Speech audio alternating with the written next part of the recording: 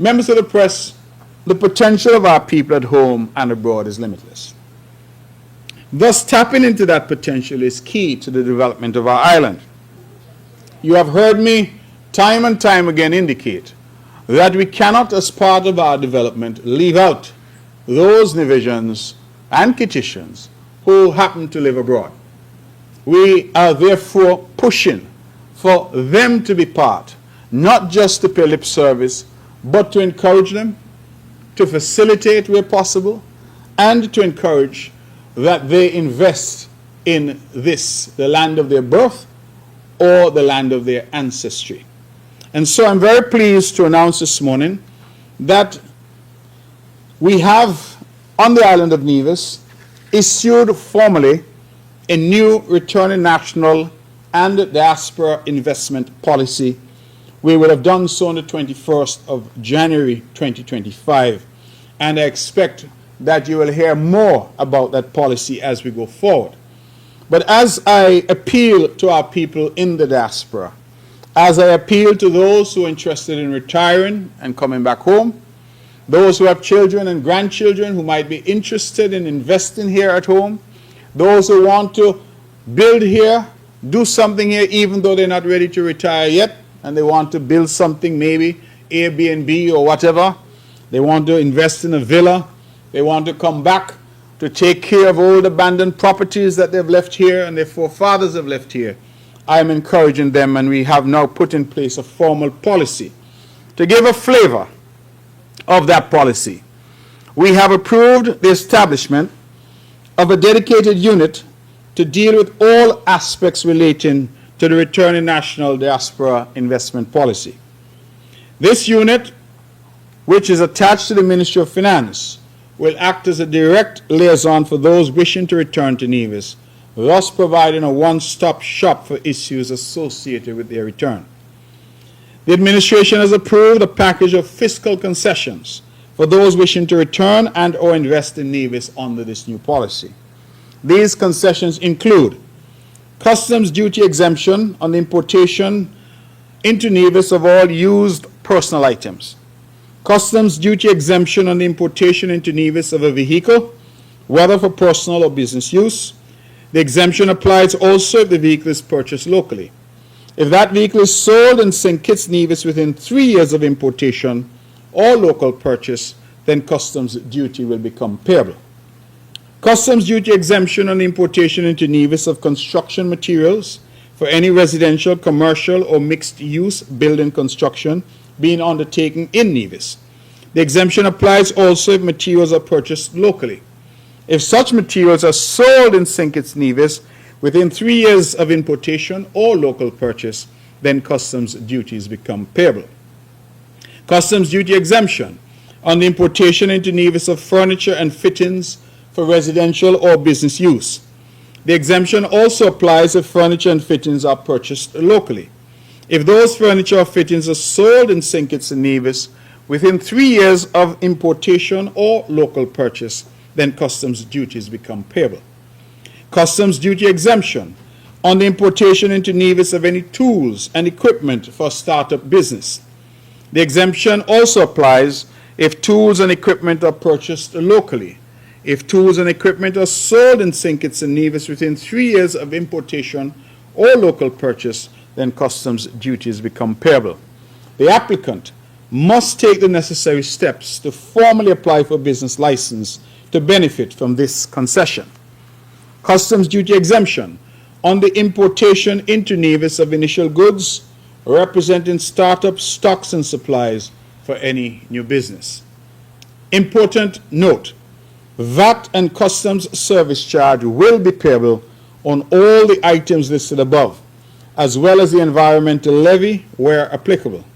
Duty-free concessions granted under this policy cannot be combined with any VAT reduction days. Where the business to be established is one of the priority areas as outlined below, then additional concessions will be offered on application to the Ministry of Finance.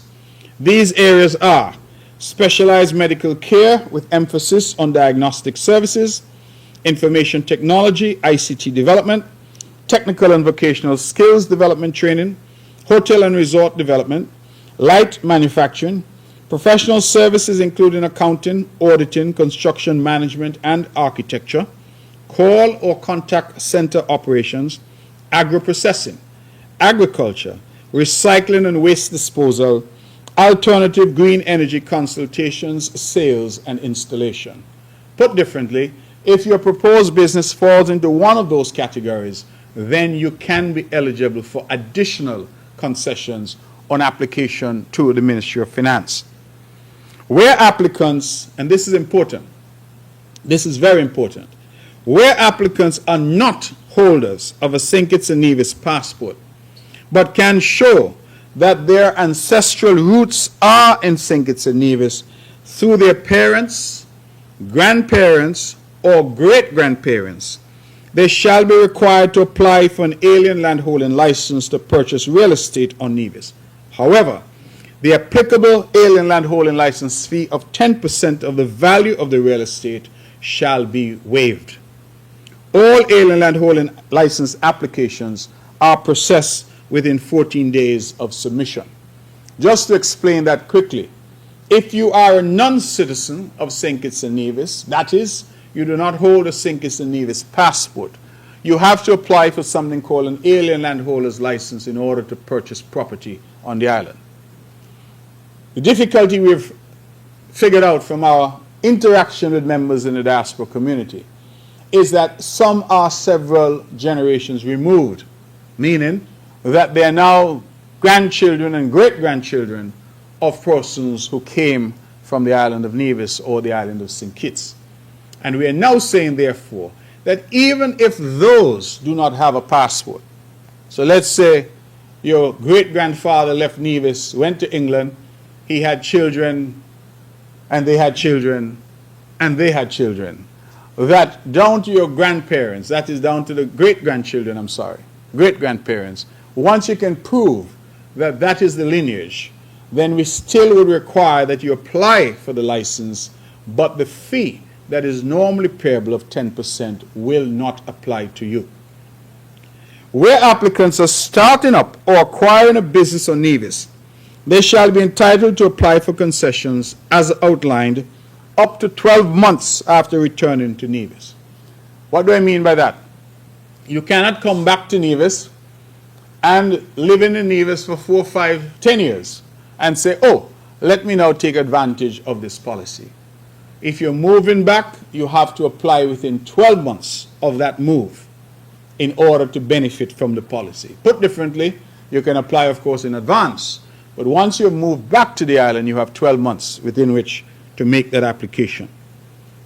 In order to benefit from concessions for business establishment, applicants must show a minimum investment of US $100,000. These concessions for business establishment include, so separate and apart to what I've said earlier, we're now saying that if you want to set up a business, then you must be investing a minimum of 100,000 US dollars. You will get concessions, additional, separate to what I've said before, and these concessions include customs duty exemption on all items of furniture, equipment, tools, construction materials, vehicle and startup stocks and supplies as outlined above. The exemption also applies if such items are purchased locally. If such items, with the exception of startup stocks and supplies, are sold in St. Kitts and Nevis within 3 years of importation or local purchase, then customs duties become payable. Importantly, again, VAT and customs service charge will be payable on all items listed, as well as the environmental levy where applicable. Duty-free concessions granted under this policy for businesses cannot be combined with any VAT reduction days. We are also offering exemption from payment of corporate income tax or unincorporated business tax for the first 3 years of operation. Reduction of work permit fees by 50% for the first 3 years of operations if trained foreign workers are to be employed. Please note that this does not apply if the desired skill set is available in St. Kitts and Nevis. We will waive the business license fee for the first year of operation and apply a 50% rebate on such fees for years 2 and 3. All additional exemptions as may be approved by the Ministry of Finance in reference to businesses established in the specialized areas as I have outlined above. The applicant must take the necessary steps to formally apply for and keep current a business license to benefit from those concessions that are relevant to businesses and the establishment of businesses. All applications are to be made to the Ministry of Finance, Main Street, Charlestown, Nevis, on the relevant form as prescribed, along with the necessary supporting documentation. For more information, I encourage you in the diaspora to email finance.nevis@niagovkn.com. finance.nevis@niagovkn.com, or call them at 1-869-469-5521.